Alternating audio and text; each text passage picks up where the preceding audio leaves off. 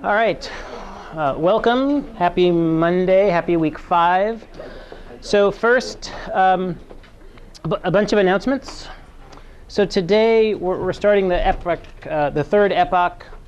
We'll cover 3.1n. We should be able to get all the way through 3.2.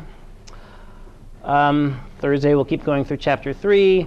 Monday we have class. Then after probably late afternoon Monday, I'll distribute the midterm, which is take-home open notes, untimed.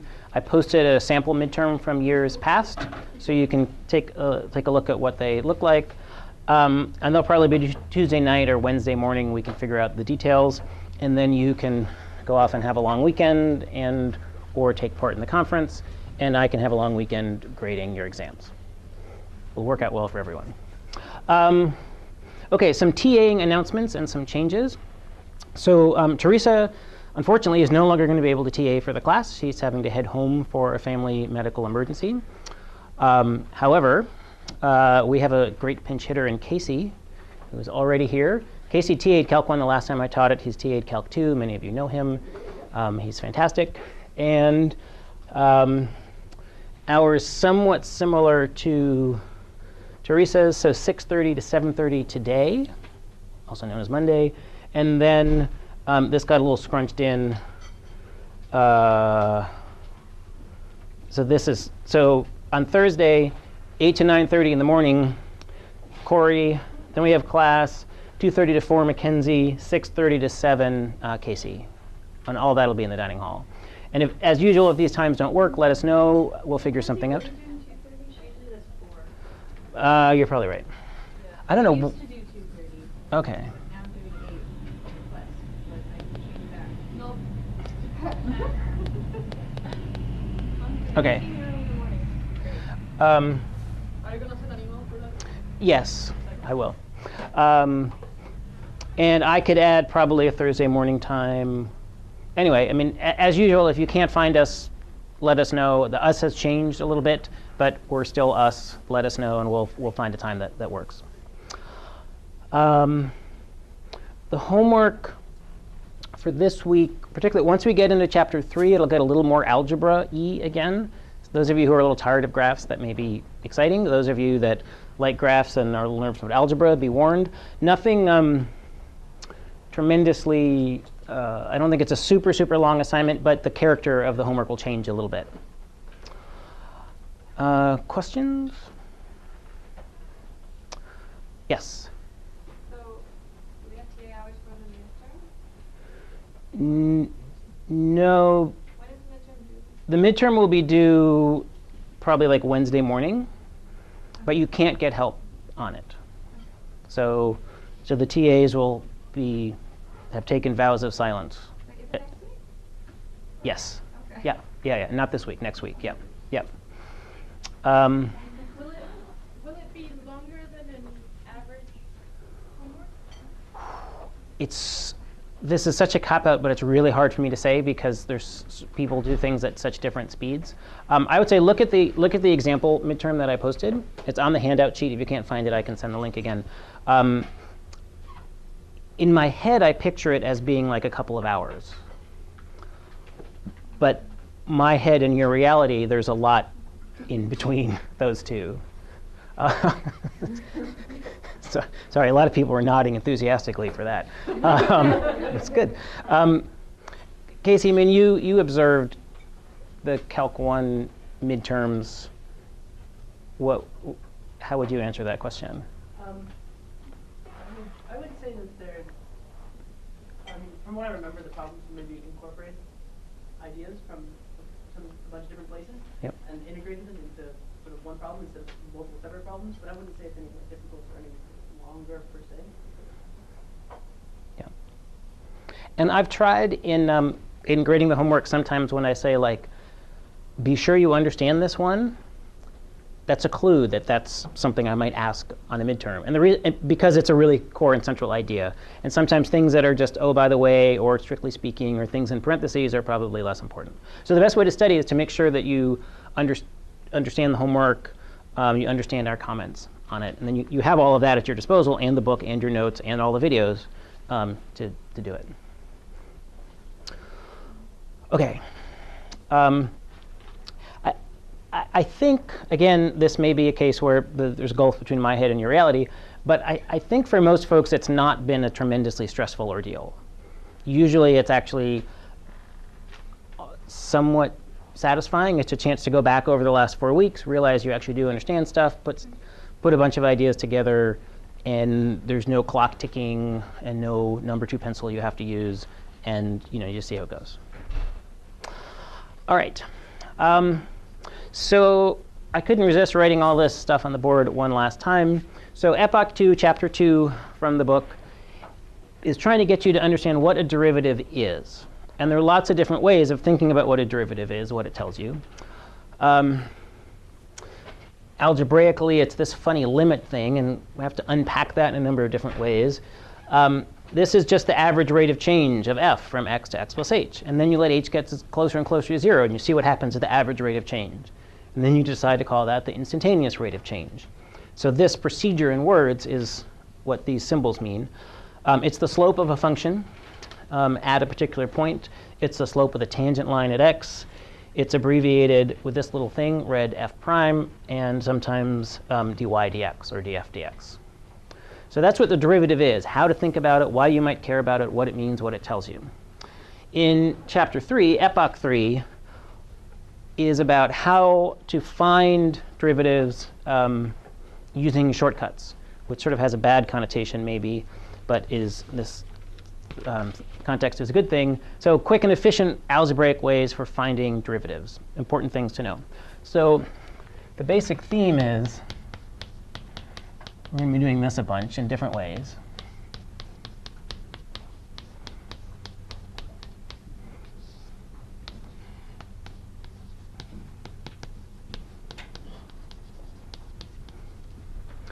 So we're going to want to start with the definition of a derivative and end up with a nice formula.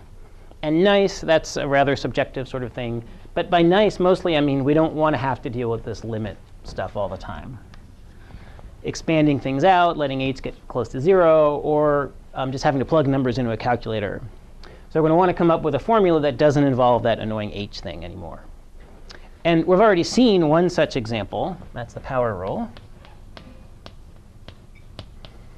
which says that if f of x is x to the n, f prime is nx to the n minus 1. And you've been using that. We've been using that for about a week. I gave some sort of attempted derivation of that on a video that I made on Sunday. And we've seen this for the special case of n equals 2 and n equals 3. We've done it by hand. Let me mention a few new things, and then just a whole bunch of practice problems to get really familiar with this formula. So there's another way to write this, which is just this. So the left-hand side just reads it, the derivative of x to the n. So instead of writing it out like this. So the derivative of x to the n is n x to the n minus 1. So I find this notation useful. Two other things I want to mention.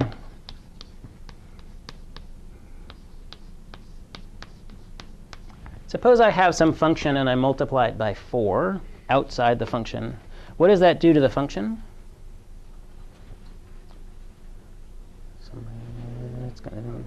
Does this stretches it up?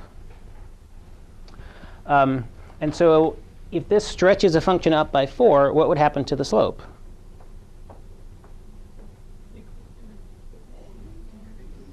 Steeper, yeah, steeper by a factor of 4.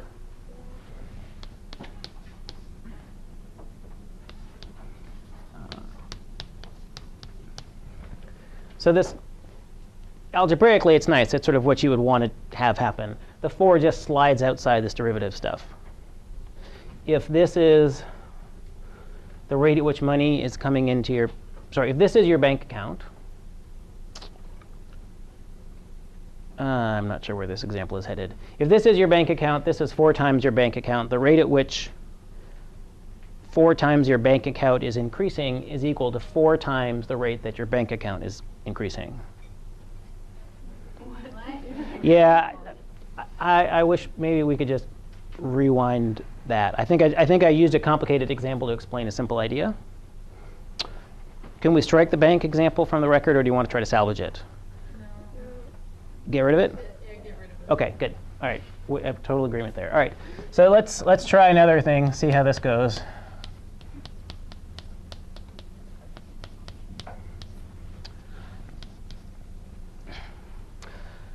So now we've got 2 functions added together, and we want to know the rate of change. So this might be like your checking and your savings account or something. I think this example is going to work better for this one. So this could be your checking and your savings account. So then this would say, how much is the total money you have increasing? Or what rate is your total money increasing? And well, that would just be the rate at which one account is increasing plus the rate at which the other account is increasing.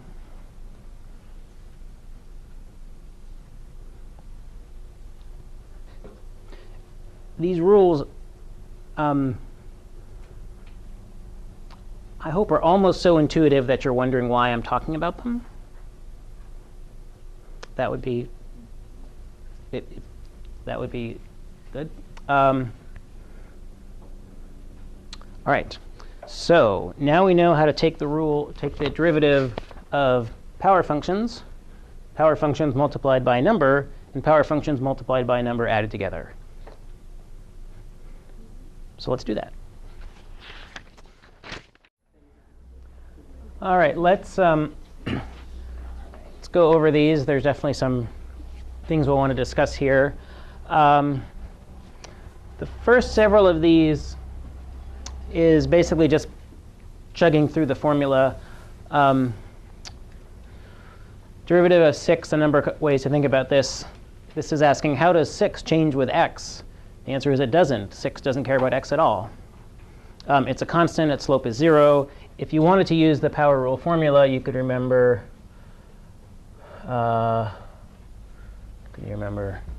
don't know. I think it's easiest just to remember that derivative of a constant is 0. Yeah, so I guess this is, right, because 6 is the same as 6x to the 0.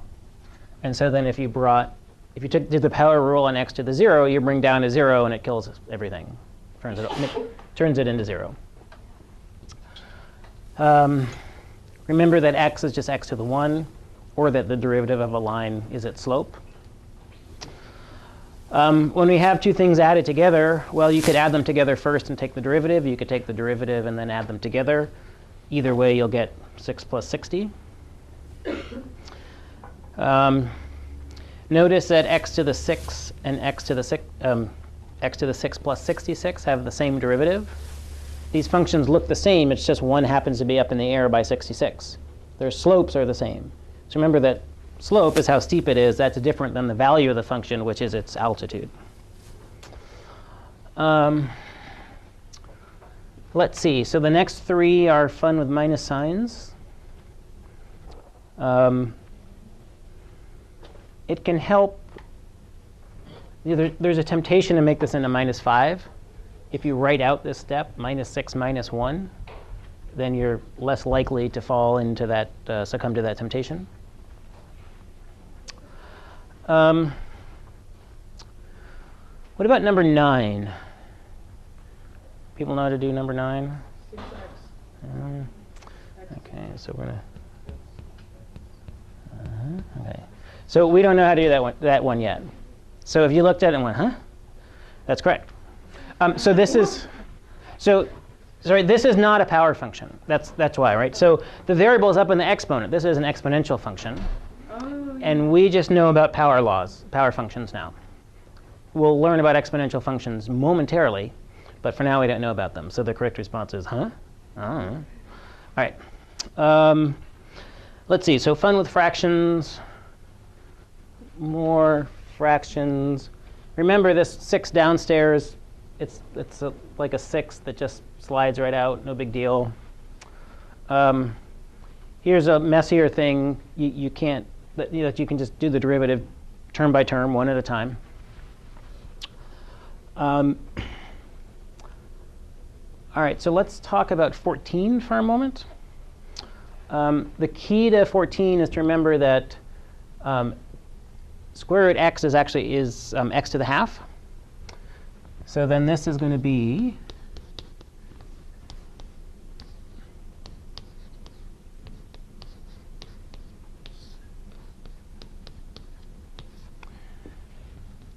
and then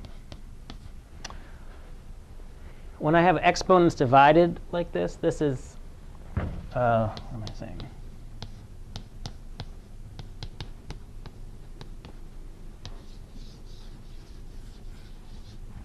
So x over a over x to the a over x to the b is this. So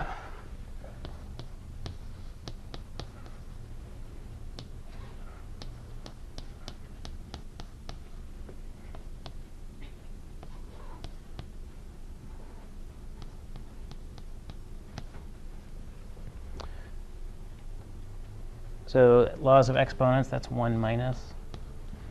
So remember that 3 to the x is really x to the 1. So one more simplification step, and then we get to actually take the derivative.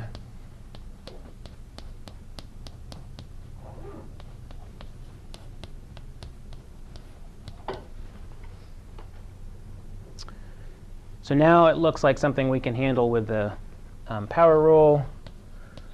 3/2 x to the 1/2 minus. Okay. Yep. How did you go from the second to the third step with the 4x? Like here. Yeah.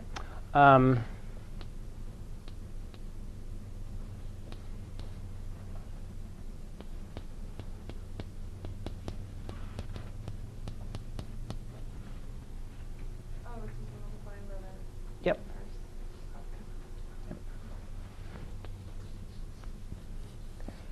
And let's see, hang on. -4 minus 1/2 x to the 1/2 minus 1, 3/2 x to the 1/2 minus 1. OK, so at this point, if you're me, you're wondering why I chose such a complicated example. Like just one of these terms would have been enough to illustrate this complication. But there is a homework problem that's very similar to this. Is it wrong to leave it, take the derivative of the portion?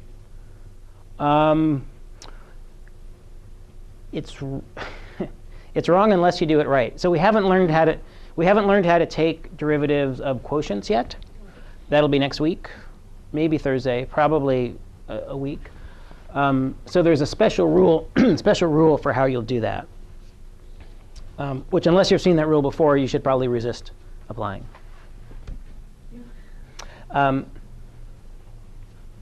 OK, so the main thing is for functions like this, you'll want to simplify using rules of exponents before you take the derivative. Even if you know the quotient rule, which I think is incredibly overrated. But even if you know the quotient rule, it's still your advantage to simplify before you take the derivative. Are there questions on this one? I mean, it's a little bit of a mess, but that's just the way things are sometimes. Is the answer the thing in the cloud? Oh, no, that was. No, this was answer to Hannah's question, and this was me writing something that I couldn't figure out how to say. OK, let's do 15, and then let's go back to number 9 so we can come up with a better answer than So 15, the thing to remember is that pi is just a number. It's it's a special number, but it's just a number nevertheless. So instead of n, we have pi. No big deal.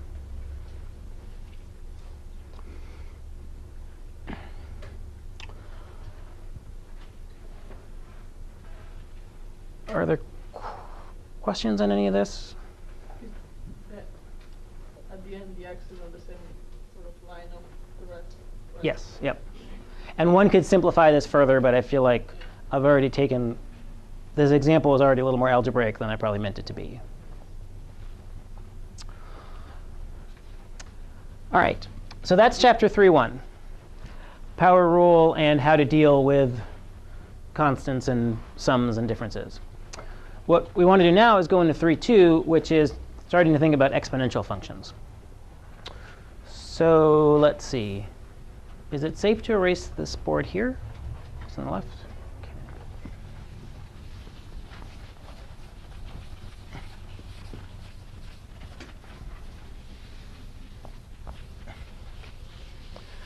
All right. That's enough. Right. So here we are, 3.2.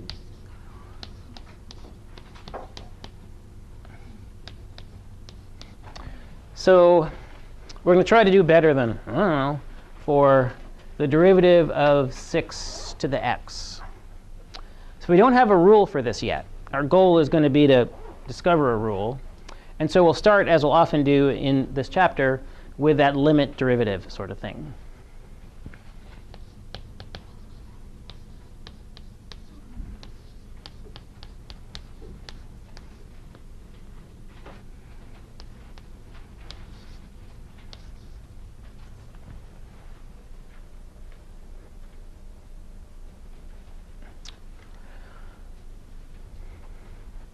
So that doesn't look terrible. At least there's no huge foiling that we're going to have to do. But we are going to have to do a little bit of algebra on this.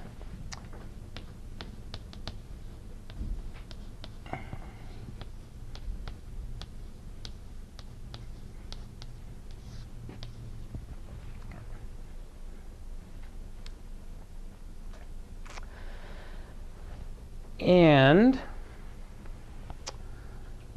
I can, let's see, there's a 6 to the x in both of these terms. I'm going to factor that out.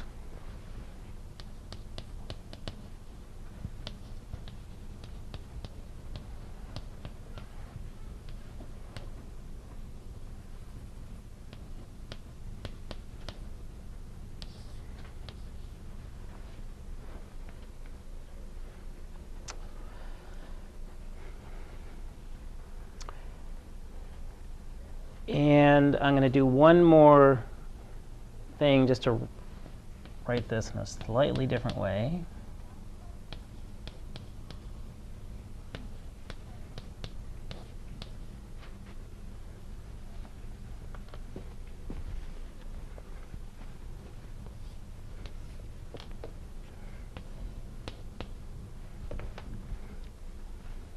So just put the 6 to the x off to the right,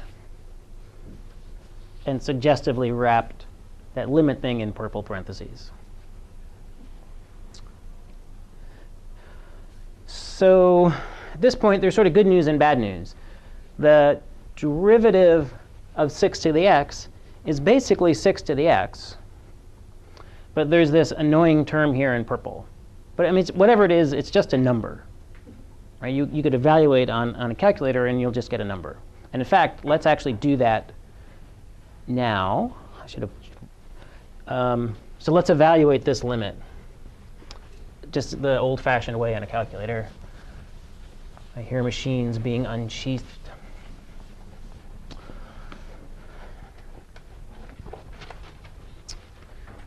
So h, 6h minus 1 on h.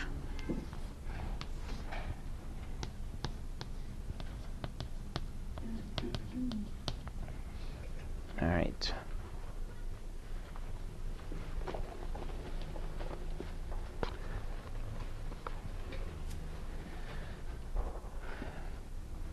Does anybody have a number for these?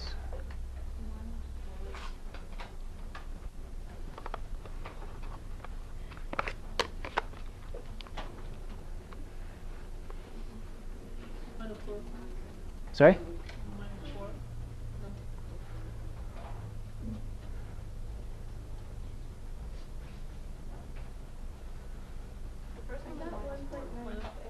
$1.96? Okay. Ah, okay. So this is, so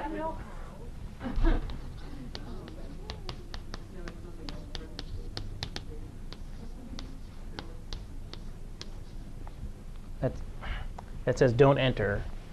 Do not do that. So you probably did this on a calculator. 6h minus 1 divided by h. And what your calculator does, it does that division first. And that's not 6 to the h minus 1 over h. So about a third of you made a similar mistake on the last homework. I mean, it's an easy mistake to make when having to plot some function you were finding the limit of, and you got like crazy asymptotes. And I said, I think you entered on your calculator wrong. Maybe I remember that more than you, because you made that error once, and I corrected it like 15 times. Anyway, be careful with parentheses on a calculator is what I'm trying to suggest. So you should be getting 1.96. If you're getting minus 4, you need to talk to your calculator about parentheses. Does anybody get a number for this? 1.81. 1.81. And here 1.80 or something? 1.79? OK, so we have now discovered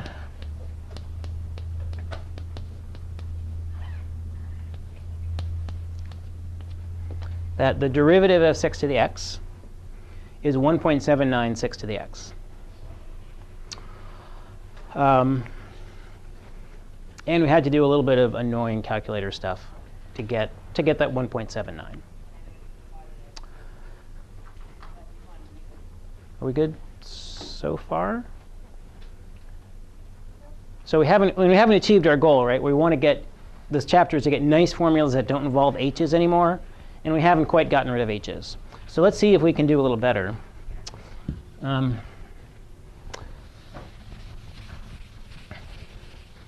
And if you know where this next exercise is headed, don't keep that secret to yourself for a few minutes. So suppose instead of 6 to the x, we had a to the x. So then that's going to be exactly the same, except now I have a instead of 6. So this is now going to be limit h goes to 0, a to the h minus 1 over h, a to the x.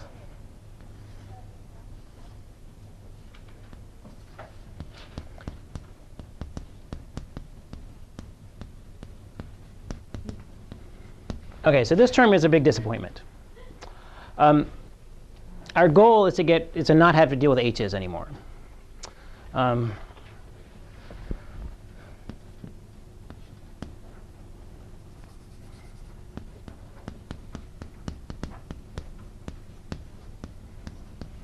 it would be nice if somehow we could make that annoying number 1, because 1 then we don't have to deal with it anymore. 1 just sort of disappears into the algebraic background.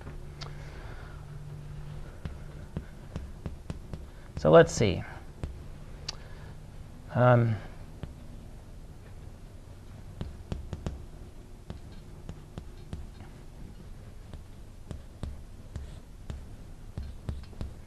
So I'd like that to be 1. And I'm going to twist things around, and I'm going to solve for a. So let's see. If I multiply both sides by h, a to the h is, a to the h minus 1 is h.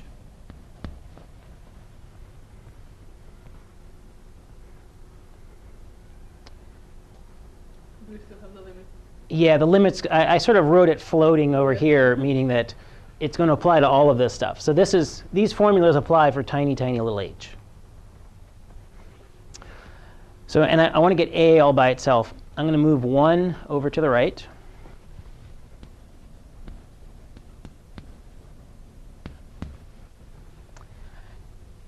And now what can I do to a to the h? Last one. It is plus 1. And when I wrote it down, I went to get my notes. I was like, that doesn't look right. And I shouldn't have to look at my notes for that. Yes, that looks a lot better. All right, so now I've got this a to the h. What can I do to a to the h to make it back into a? So like if h was 2, if I squared it, I would square root it. If I cubed it, I would cube root it. And if I h it, I would h root it.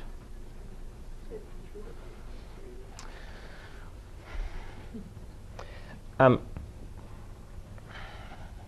going to box myself into a corner here. And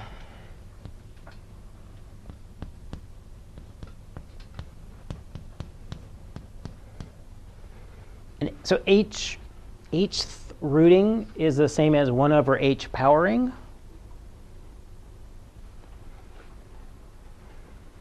So this sort of looking thing, the h and the 1 over h, those cancel. And I'm just left with a. So this whole thing becomes this.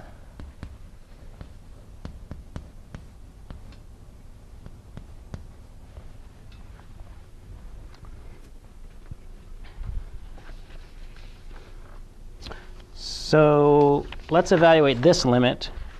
And I gave you a worksheet with extra large font in which you can do this.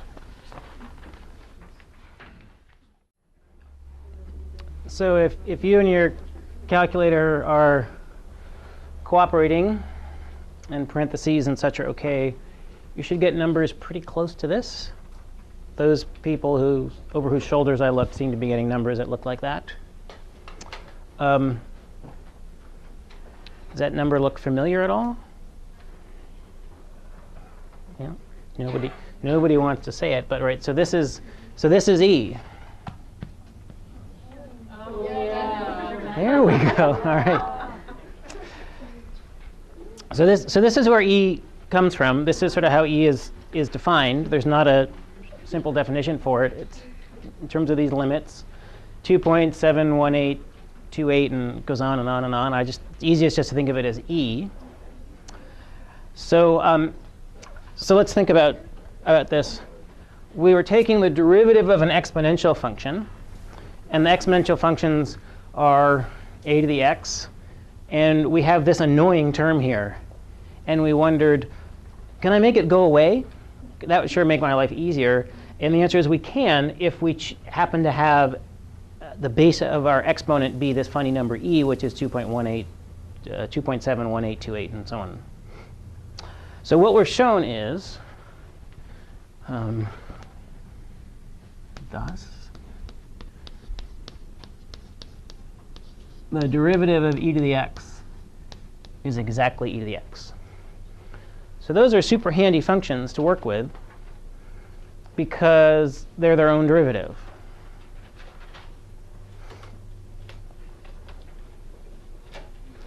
And so that's sort of why base e and natural logs are called natural in the first place.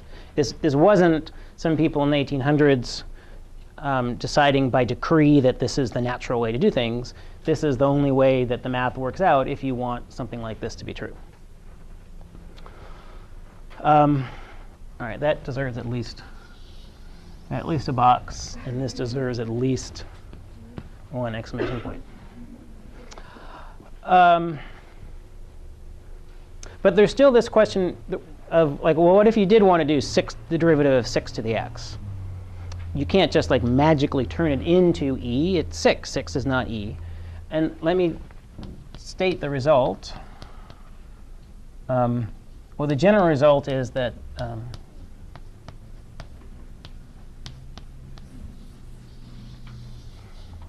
that if you're unfortunate enough that you have some base that's not the natural base, that number that we wanted to be 1, we can't just magically make into 1.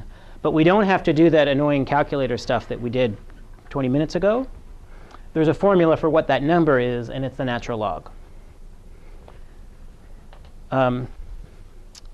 And cleverly, I think right here, where I just erased it, we calculated that the derivative of 6x was 1.796x. In theory, that's in your notes. So if you do the natural log of 6, it's 1.79. So that's obviously hardly a proof of this, but it would be a really weird coincidence that the natural log of 6 happened to be that 1.79 thing. And so rather than try to justify this part of the formula further, now we'll wait about a week. And then once we have access to the chain rule, it'll be much easier to justify this. But for now, you probably believe it, partly because calc textbooks don't lie. Hopefully, I don't usually lie. And it worked for 6, so why wouldn't it work for everything else? All right. So now we've vastly expanded our repertoire of functions that we can take derivatives of without having to deal with h. So we can do power functions, but we can also do exponential functions to any base. So e, which is the natural base. But if we don't have e and we have some other a, no big deal. We just have these natural log terms popping up. So let's practice using our newfound discoveries. All right, let's talk through 1 through 7, and then see what questions there are, and then spend a couple minutes working on the word problem, and we'll wrap up. So let's see. So we've got the formula, which used to be here.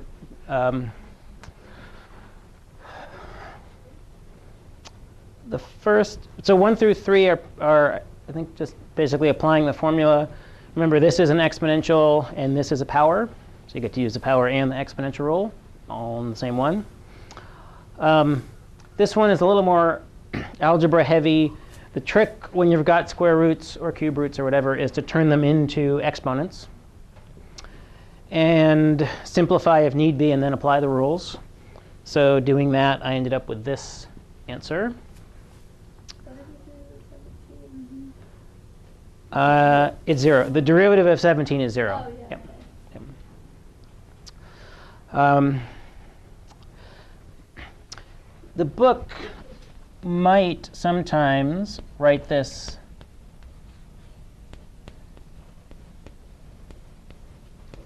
like that.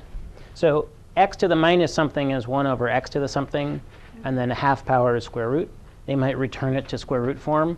I kind of prefer this way, but that's just an aesthetic preference. I don't know. But anyway, if you're looking at the answers in the back of the book to check your work, since I assigned a lot of odd problems for these topics, be aware that the book might simplify things in different ways. All right, let's see. So here's some fun with e's and pi's and x. What's a derivative of this one? Is this? Yep, the natural log of pi to the x, because this is an exponential function. What type of function is this? That's power, so that's pi x pi minus 1. What's the derivative of e to the x? E to the x. That's why e is such a natural number. Derivative of e to the pi is 0, because e to the pi is just a number. It's a constant. It doesn't depend on x. Same story for pi to the e. It's also a constant. It doesn't depend on x. And then here's x to the pi, again, whose derivative has not changed. It is still this. I guess you could group these terms together and then do the derivative. So if one simplifies, which one doesn't have to?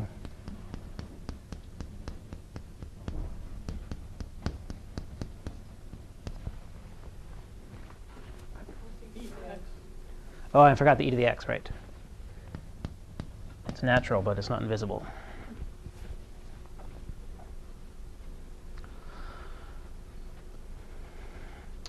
All right. Here it's to our advantage to simplify first. So there's an x downstairs and upstairs, downstairs and upstairs, so we can turn that into this.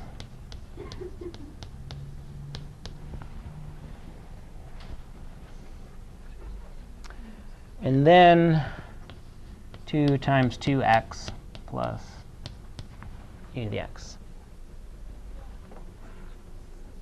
So on a handful of the homework problems for this week, they're going to be similar sorts of things. There'll be fractions or slightly messy bits of algebra that you'll want to simplify before you start throwing the calculus rules at them.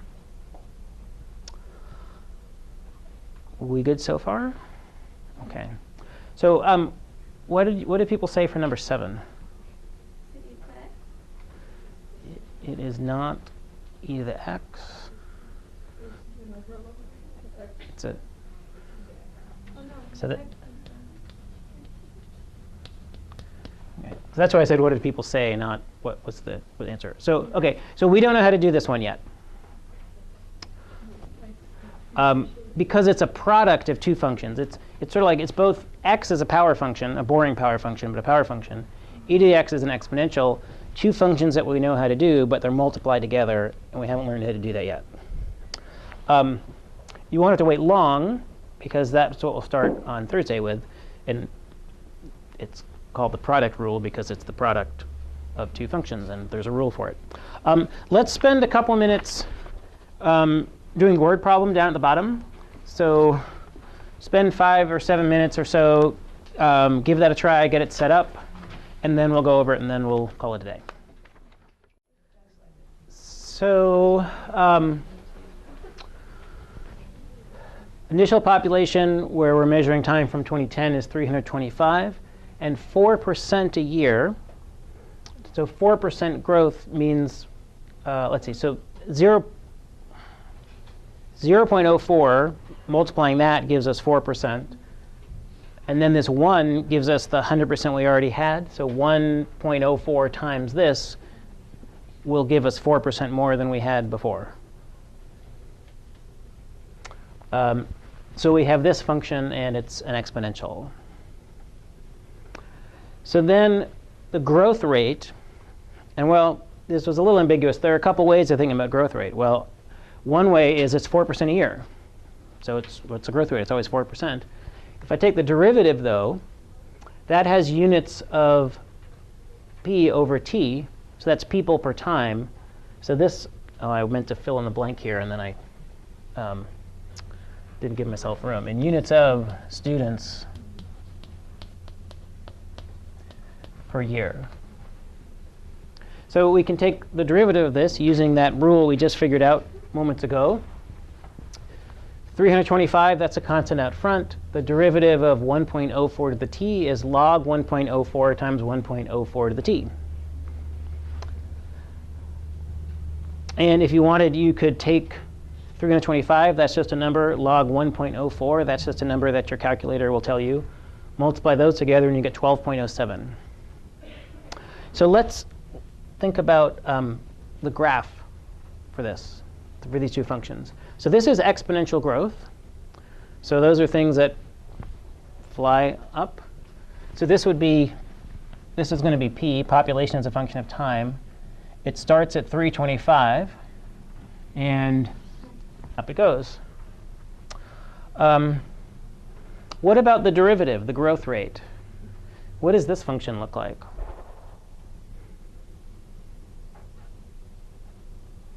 You can just gesture at me.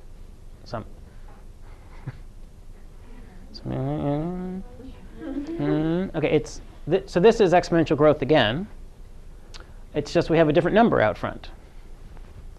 So this starts at 325. This starts at 12.7. So exponential functions get steeper and steeper and steeper. So the derivative gets larger and larger and larger and larger. And it turns out that the derivative of an exponential function is an exponential function. If it's e to the x, it's exactly e to the x. If it's not e to the x, then you've got some log junk hanging out. But that doesn't change the fact that this is still an exponential function. So once you have this function for the derivative, you're in great shape. You can just plug numbers in it, and it will give you answers. So when t equals 5, I plugged in t equals 5 here in my calculator, and I got around 15.5. So that means that the number of students are increasing at about 15.5 per year after 5 years. I did the same thing, but with t equals 10. This is t equals 10. and I get 18.9. So notice that the rate of increase is increasing. So even though it's a constant 4%, in actual numbers of students, it's larger because it's 4% of a larger number. So this is one example of finding derivatives of exponential functions. And what we'll do next time in class is, well, you'll practice a bunch of this for homework, because this stuff was on this week's assignment. And then we'll use what we learned in 3.1 and 3.2 and then multiply it together and come up with a product rule.